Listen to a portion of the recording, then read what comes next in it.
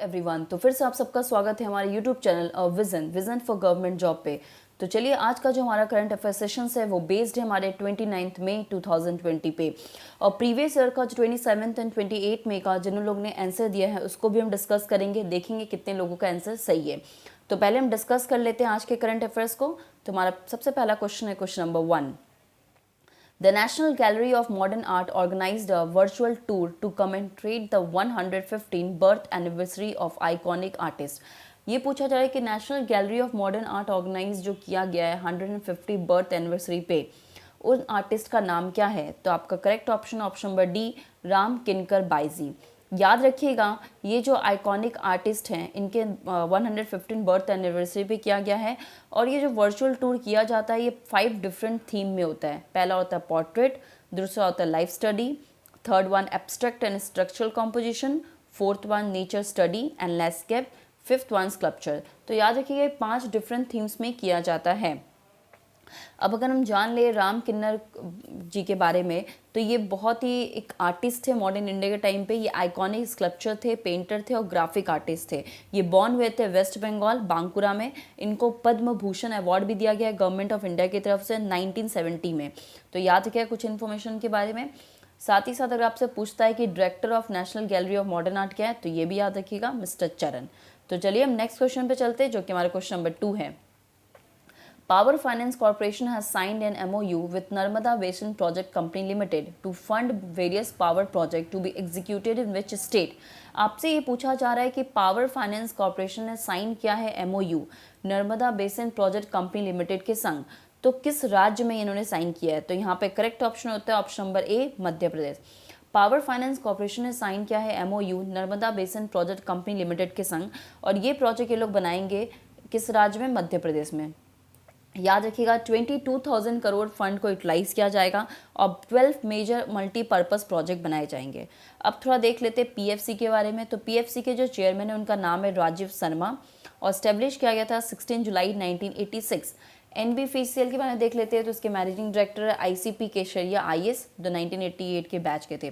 देखिए, आप जब ये देखते होंगे वीडियो तो काफ़ी इन्फॉर्मेशन आपको दिख रहा है। सारे इन्फॉर्मेशन आपको नहीं पढ़ने, अगर आप पढ़ते हो तो बहुत अच्छी बात है, लेकिन एटलीस्ट जो हम आपको बता रहे, जो करंट अफेयर्स में डिस्कशन होता है, एटलीस्ट उतना इन्फॉर्मेशन तो आपको पढ़ना है। इससे जो इंपॉर्टेंट या की पॉइंट होता है वो हम आपके संग डिस्कस करते हैं, ठीक है। चलिए अपने नेक्स्ट क्वेश्चन पे चलते हैं, जो कि हमारा क्वेश्चन नंबर 3 है।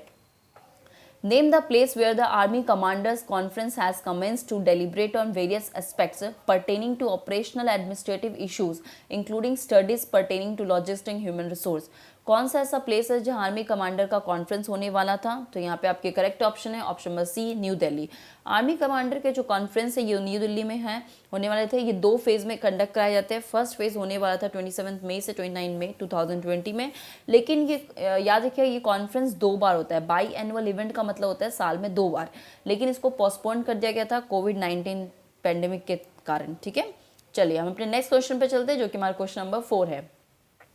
Ministry of Minority Affairs flagship program Hunar Haat will restart from September 2020 with the theme of। Ministry of minority affairs flagship programme जो हुनर हट, उसको रीस्टार्ट किया जाएगा वापस 2020 सितंबर में। उसका थीम क्या है? तो यहाँ पे करेक्ट ऑप्शन होते हैं option B, local to global.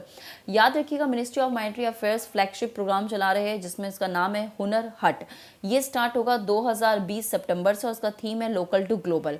यहाँ पे 5 लाख इंडियन आर्टिशन क्राफ्टमैन को मतलब एक मौका मिलेगा कि अपना हुनर दिखा सकते हैं, ठीक है। और यहाँ पे एक स्पेशल थीम भी है, जान भी जहान भी, मतलब से no to panic, yes to precaution. Panic को ना बोलिए और प्रिकॉशन को येस बोलिए।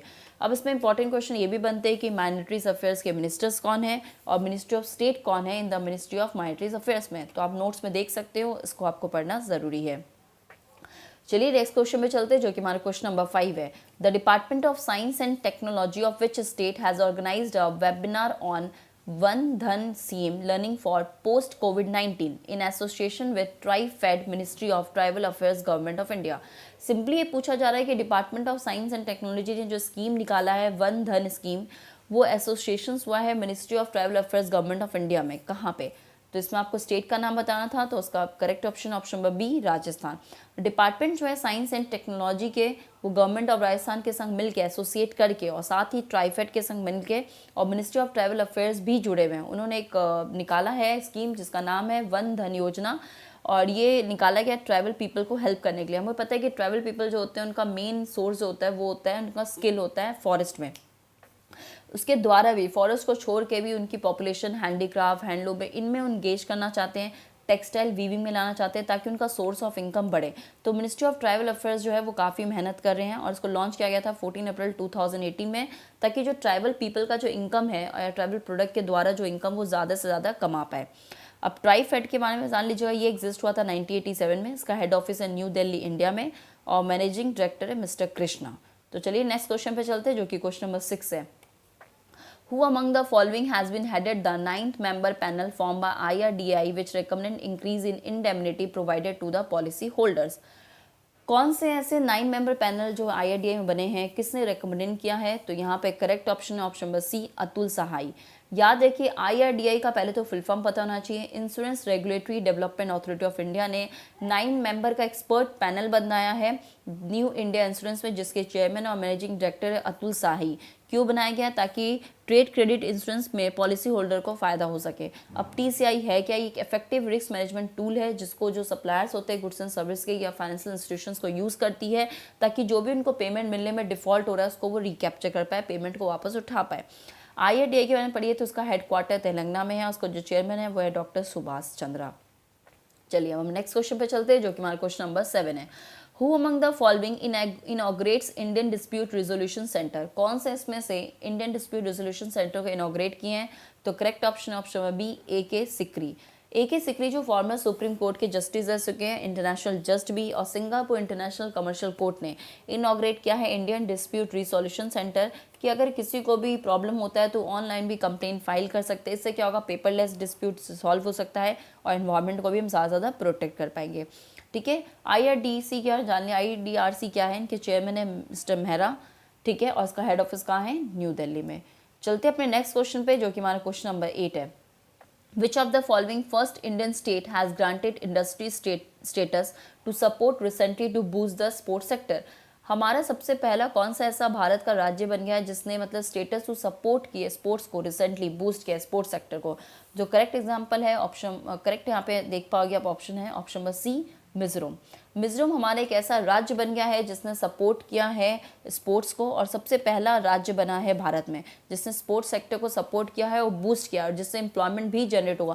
क्योंकि हमारे भारत में कहीं ना कहीं स्पोर्ट्स को, ऐसा नहीं मैं कह रही कि नहीं ध्यान दिया जाता है, ध्यान दिया जाता है, बट इक्वालिटी देखा जाए तो बहुत ज़्यादा कम है as comparison to cricket. Cricket को जितना इंपॉर्टेंस हम लोग देते हैं उतने सारे स्पोर्ट्स को नहीं देते, तो कहीं ना कहीं हमें सारे स्पोर्ट्स को उतने ही इक्वली इंपॉर्टेंस देना चाहिए। इससे क्या होता है, जो स्पोर्ट्स पर्सन होते हैं उनका भी मोटिवेशन बढ़ता है, उनको भी लगता है नहीं हम करना चाहिए क्योंकि लोग हमें बहुत ज़्यादा मोटिवेट कर रहे हैं। तो हमें सारे स्पोर्ट्स को ही इक्वली उतना ही देना चाहिए, मोटिवेट करना चाहिए।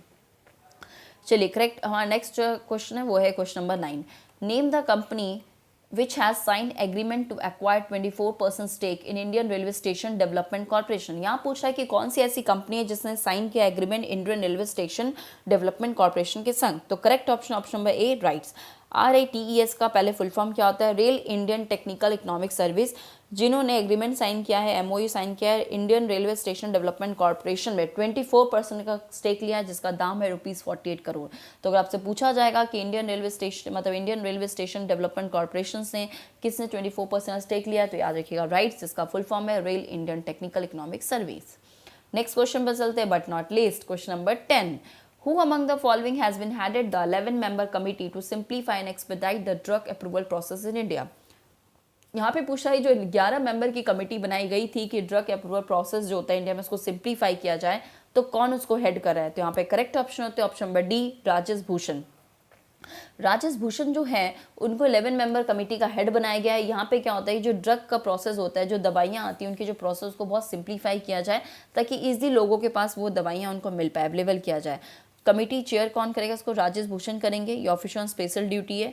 मिनिस्ट्री ऑफ हेल्थ और ministry of health and family welfare ये दोनों ही इसमें पार्टिसिपेट किए। तो आज का जो हमारा करंट अफेयर्स है वो यहीं पे ख़त्म होता है। साथ ही साथ मैं आपको होमवर्क भी लाई हूँ। 28 में ज़्यादा होमवर्क मैंने आपको नहीं दिया था, लेकिन फिर भी मैंने उसमें क्वेश्चंस पूछा था। देखते हैं कितने लोगों ने आंसर दिया है। तो पहले आज का होमवर्क देख लेते हैं। आज का जो होमवर्क है उसमें सिर्फ आपको फुल फॉर्म बताना है कि, और बाकी मैंने ऐसा कुछ नहीं दिया, लेकिन अभी बैंकिंग के एग्जाम है इसलिए बैंकिंग के पर्सपेक्टिव से मैंने आपको ये होमवर्क दिया है। तो पहला क्वेश्चन पूछता है SCC, मतलब आपको बताना है जो S है उसका फुल फॉर्म क्या है। आप चाहो तो SCC पूरा फुल फॉर्म लिख सकते हो, बहुत अच्छा, आपको सब लर्न हो जाएगा। लेकिन बताइएगा आपको S यहाँ पे क्या स्टैंड करता है। सेकंड क्वेश्चन है A क्या स्टैंड करता है APC में।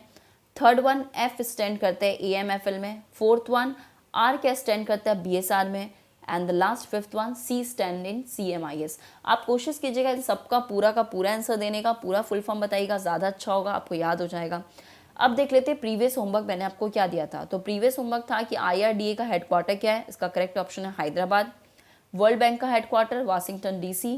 थर्ड क्वेश्चन है कौन सा यूनाइटेड स्टेट में किसको एक्सक्लूजन किया गया है, ताइवान। और फोर्थ ऑप्शन था अशोका के इंस्क्रिप्शन रिलेटेड, जिसका आंसर होता है लुम्बिनी। फिफ्थ आंसर था कि कौन सी ऐसी डायनेस्टी है, रूरल डायनेस्टी, जहाँ जिन्होंने ब्राह्मण को सबसे पहले लैंड दिया था, तो है C सतवाहना।